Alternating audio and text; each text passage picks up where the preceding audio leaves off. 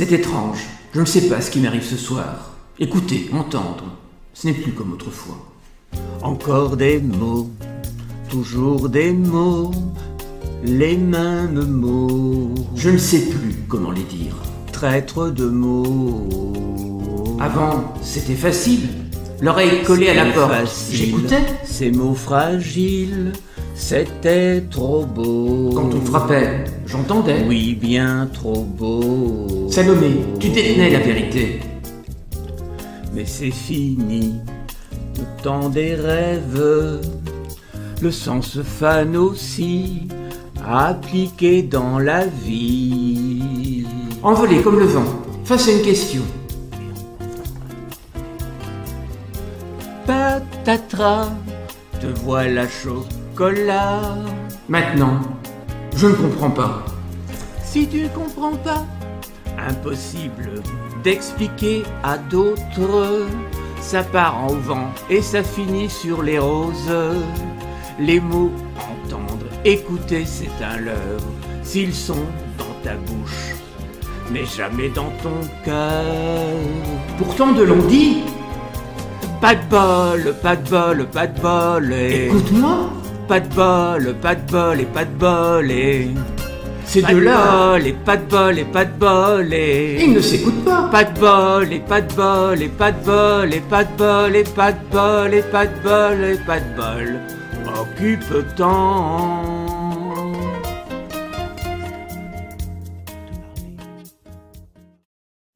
Chers amis passagers, bonjour. Écoutez, entendre. Voilà la nuance qu'il va nous falloir discerner. Je croyais que c'était simple. Eh bien, il n'en était rien. Voyons pourquoi. Je croyais m'y entendre, mais en définitive, je ne m'y entendais pas tant que ça. Oui, c'est simple, me disais-je.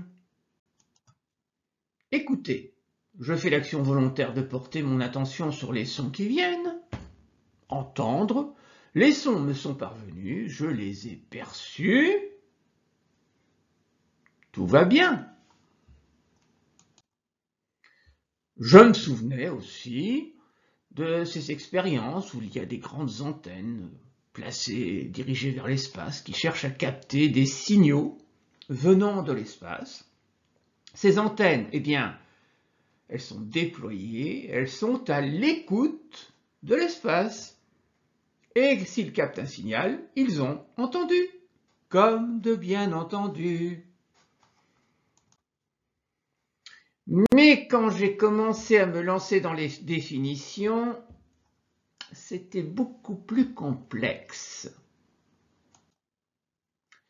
Alors, définition d'écouter dans les dictionnaires, bon, donc souvent en liaison ou en opposition avec entendre, en face duquel on exprime l'effort volontaire, comme pour regarder et voir.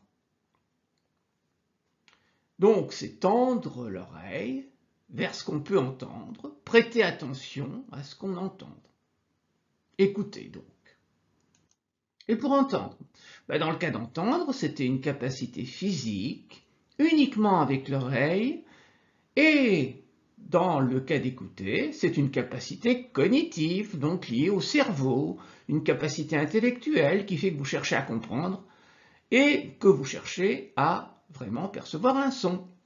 Mais c'était compté sans Jacques Salomé. Alors, pour Jacques Salomé, écouter, ce sera être capable de redire à l'autre ce qu'il vient d'exprimer, ce qu'il vient de dire. Je l'ai reçu, et donc cela n'est pas tombé dans le vide entre lui et moi. Je vais lui reformuler ce qu'il m'a dit. Bon, jusque-là, ça recoupait ce que je racontais. Mais entendre, là, ça ne va plus du tout. Et pour moi, Jacques Salomé, les besoins relationnels, il y a en deux être entendu. Alors, entendre s'appuie sur quelque chose de plus, sur ma capacité à me décentrer, à ne pas tout ramener à moi, à ne pas confondre mise en mots et mise en cause, pour permettre à celui qui parle, d'entendre. Bon, il y a autre chose là, ça colle plus. Et là, je suis dans la prise de tête. Enfin, qu'est-ce qui se passe? Jacques Salomé se fourvoierait-il? Est-ce qu'il y a quelque chose qui m'échappe?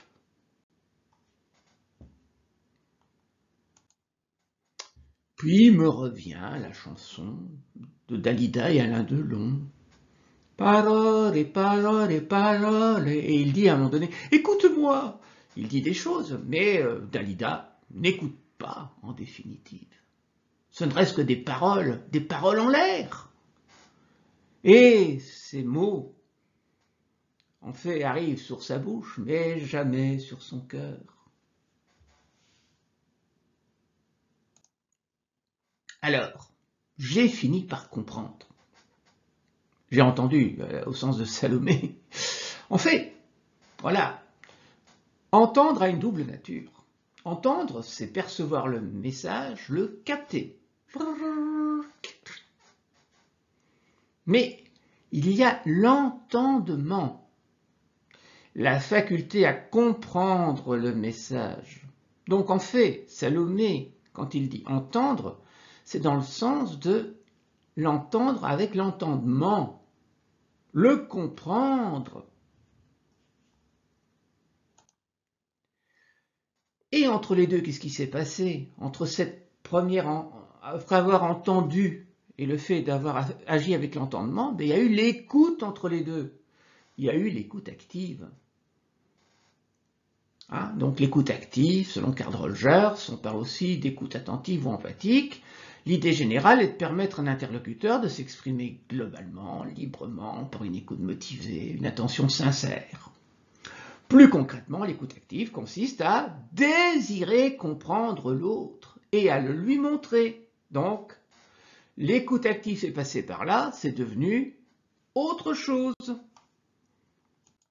Alors, pour se tirer de ce pétrin conceptuel et de définition, je propose de différencier entendre, c'est-à-dire capter le message, le recevoir, et de l'autre côté, bien entendre, ou pour l'autre qui a émis le message, être bien entendu. Donc, on applique l'entendement sur le message, on s'est décentré et on a écouté le message, le désir, la situation, le besoin, les besoins de l'autre. Bref, j'ai effectué sur le message que j'avais reçu un travail d'écoute actif et non pas passif. Et maintenant, allons plus loin, puisque l'entendement est passé par là, en mettant en jeu l'entendement, eh bien, nous allons nous entendre. On a déjà entendu dire des gens, nous sommes parvenus à nous entendre. Oui, mais s'entendre dans ce cas-là, c'est tomber d'accord. Et donc, pour tomber d'accord, il faut entendre l'autre au sens de Jacques Salomé, c'est-à-dire l'avoir compris, être capable de se mettre à sa place.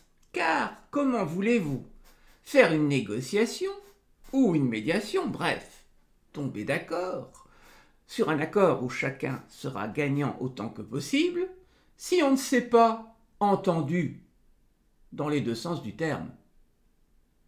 Donc, s'il vous plaît, prêtez attention à entendre l'autre au début du processus, mais à l'avoir aussi bien entendu, comme de bien entendu.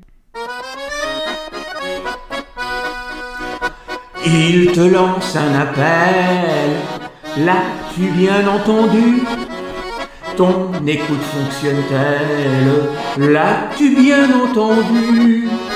Car si elle est partielle, comme de malentendu, dis-toi que ton aide sera vraiment mal foutue, comme de bien entendu.